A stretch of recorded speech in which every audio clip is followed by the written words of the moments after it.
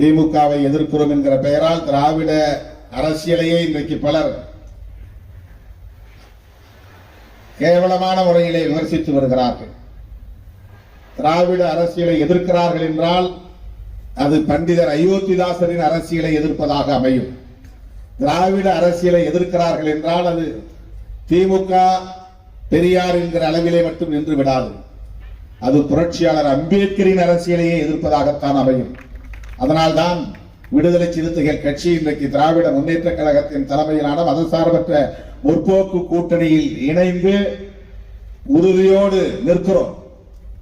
அரசமைப்பு சட்டத்தை பாதுகாக்க வேண்டும், புரட்சியாளர் அம்பேத்கர் கண்ட கனவை நனவாக்குவதற்கு அரசமைப்பு சட்டத்தை பாதுகாக்க வேண்டும் என்கிற அந்த பொறுப்புணர்வோடு தான் இன்றைக்கு தமிழகத்தின் முதலமைச்சர் அண்ணன் தளபதி ஸ்டாலின் அவர்களோடு நாம் கைகோர்த்து களத்திலே நிற்கிறோம். இதனால் பல்வேறு அவதூறுகளை விடுதலை சிறுத்தைகளுக்கு எதிராக எனக்கு எதிராக பரப்புகிறார்கள். திராவிட முன்னேற்ற கழகத்துக்கு கட்டுப்பட்டு நாங்கள் உழன்று கிடக்கிறோம் என்று விமர்சிக்கிறார்கள். கருத்தியலில் உறுதிப்பாட்டோடு இருக்கிறோம், அதனால் திராவிட முன்னேற்ற கழகத்தோடு நிற்கிறோம்.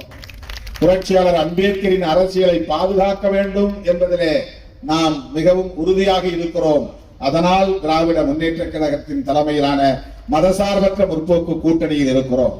தேசிய அளவில் அம்பேத்கரின் அரசியலை பாதுகாக்க வேண்டும், அதனால் காங்கிரஸ் பேர் இயக்கத்தோடு இங்கே கைகோர்த்து நாங்கள் இருக்கிறோம்.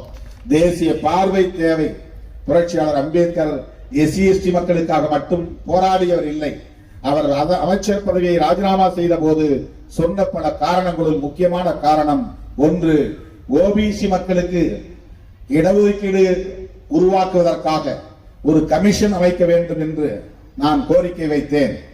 அதனை பொருட்டாக எடுத்துக்கொள்ளாமல் காலம் தாழ்த்துகிறார்கள் என்று அன்றைய பிரதமர் பண்டித ஜவஹர்லால் நேரு மீது ஒரு விமர்சனமாக வைத்தார். அந்த விமர்சனத்திலே முக்கியமானது OBC சமூகத்தினருக்கான இடஒதுக்கீட்டுக்கென்று பிற்படுத்தப்பட்டோர் ஆணையம் அமைக்க வேண்டும் என்பது என்னுடைய நீண்ட நாள் கோரிக்கை. அது நிறைவேற்றப்படவில்லை என்பதனாலும் நான் இந்த பதவியை ராஜினாமா செய்கிறேன் என்று சொன்னவர் புரட்சியாளர் அம்பேத்கர் அவர்கள். அவருடைய அந்த அடிப்படையில் தான் காக்கா கலேக்கர் கமிஷன் உருவாக்கப்பட்டது. அதன் பிறகு மண்டல் கமிஷன் உருவாக்கப்பட்டது. அதன் அடிப்படையில் தான் OBC மக்களுக்கான இடஒதுக்கீடு வந்தது. அதைத்தான் சமூக நீதி காவலர் VP சிங் நிறைவேற்றினார். அந்த VP சிங் அவர்களை தமிழ்நாட்டிலிருந்து ஒருவர் வலுவாக ஆதரித்தார் என்றால் அவர் முத்தமிழறிஞர் கலைஞர் தான். இப்படித்தான் திராவிட முன்னேற்ற கழகத்திற்கும் சமூக நீதிக்கும் ஒடுக்கப்பட்ட மக்களுக்குமான அரசியல் ஒரு தொடர்பிலே இருக்கிறது என்பதை நாம் புரிந்து கொள்ள வேண்டும்.